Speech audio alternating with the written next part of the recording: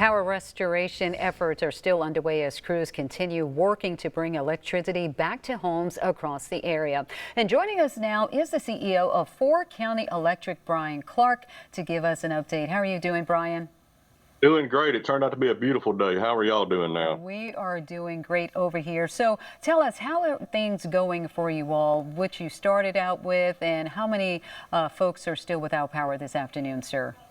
Sure, things are a lot better now. But when this first hit a couple days ago, we had 7,300 meters without power. The first day, we worked 16, 17 hours. We got 5,000 meters back on. Yesterday, when we came in, we still had 2,000 meters without power. We got 1,400 of those hooked up yesterday. And as time goes on, you get more rural, less meters per outage. It starts slowing down.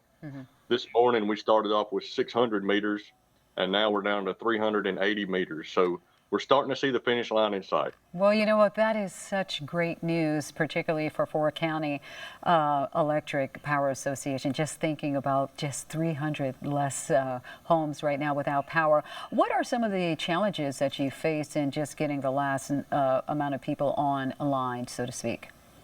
Yeah, it's time, right? So you work as much as you can, but these employees, they got to have some rest too. So we typically work 16, 17 hours a day. And imagine yourself out on a dark road at night with no light.